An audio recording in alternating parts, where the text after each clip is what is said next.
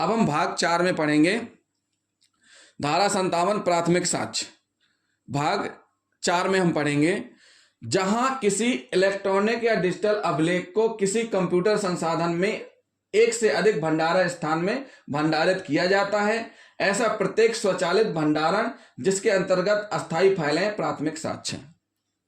देखिए साथियों, जहां किसी इलेक्ट्रॉनिक या डिजिटल अभिलेख यानी इलेक्ट्रॉनिक या डिजिटल रिकॉर्ड को किसी कंप्यूटर संसाधन, एक कंप्यूटर लैपटॉप से आप परिचित हैं, कंप्यूटर में एक से अधिक भंडारण के स्थान पर, कंप्यूटर में बहुत सी जगह आप उसको स्टोर कर सकते हैं। देखिए, दो कंडीशन होती हैं। कंप्यूटर में जैसे ही कोई फाइल आप रख रहे हैं तो या तो हार्ड डिस्क में सेव हो जाएगी या फिर रैम में। जो रैम एक हिसाब से अस्थायी कहलाता है, हार्ड डिस्क स्थायी कहलाता है। तो जो फाइलें रैम में सेव हो रही हैं वो भी प्राइमरी मानी जाएंगी, यानी अस्थायी फाइलें भी प्राथमिक साक्ष्य में शामिल की जाएंगी। हार्ड डिस्क तो ठीक ठीक है, लेकिन अस्थायी फाइलों को भी प्राइमरी में रखा जाएगा। तो एक बार फिर से भाग 4 में समझ लीजिए स्पष्टीकरण 7 को। जहां किसी इलेक्ट्रॉनिक, भाग 4 प्राथमिक साक्ष्य धारा 57 में स्पष्टीकरण 7 को हम फिर से समझा रहे हैं।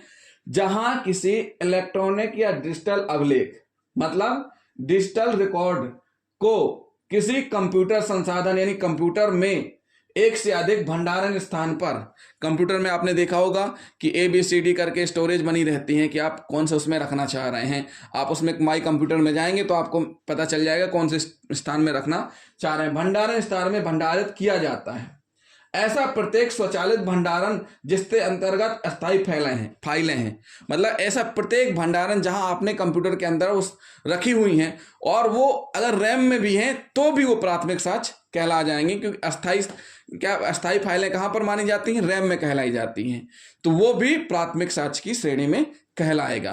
तो साथियों, हमने आपको बताया धारा 57 प्राथमिक साक्ष्य में क्या क्या चीजें आएंगी। तो एक बार फिर से हम आपको बता देते हैं।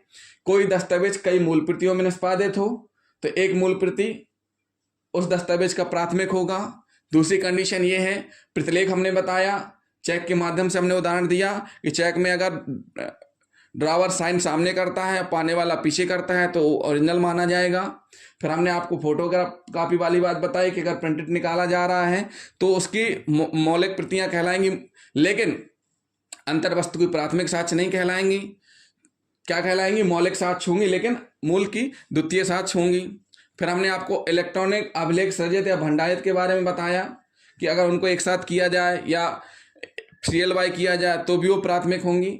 फिर हमने आपको प्रॉपर कस्टडी के बारे में बताया और हमने आपको ये भी बताया कि अगर उसको वीडियो रिकॉर्डिंग को किसी इलेक्ट्रॉनिक फॉर्म यानी जिसमें रखा जाता है, जैसे पेन ड्राइव, हार्ड डिस्क और मेमोरी कार्ड, इन सारी चीज़ों में रखा जाता है, उसके बाद उसको ट्रांसमिटेड या ब्रॉडकास्ट या ट्रांसफर भी किया जाए किसी अन्य व्यक्ति को, तो उसके पास जो भी फाइल स्टोरेज रहेगी वो प्राइमरी मानी जाएगी। उसके बाद फिर हमने आपको लास्ट में बताया कि किसी कंप्यूटर संसाधन में एक से अधिक भंडारण स्थान होते हैं, ये सभी आप जानते हैं। और उन भंडारण स्थानों में ऐसी जगह जहाँ पर अस्थायी रूप से फाइल रहती है, उस जगह पर भी फाइल है तो उसको भी प्राथमिक साक्ष्य के रूप में माना जाएगा। यानी हार्ड डिस्क में स्थायी सेव हो जाती हैं, अस्थायी रैम में रहती हैं तो उनको भी प्राइमरी के अंतर्गत माना जाएगा। तो साथियों, ये हुआ हमारा वीडियो प्राथमिक साक्ष्य से संबंधित। अगला वीडियो हम आपको बताएंगे धारा 58 में द्वितीय साक्ष्य क्या होता है। तो जिन साथियों ने अभी तक हमारा चैनल सब्सक्राइब नहीं किया है तो हमारे चैनल को सब्सक्राइब कर लें, बेल आइकन बटन दबाना ना भूलें। थैंक यू दोस्तों।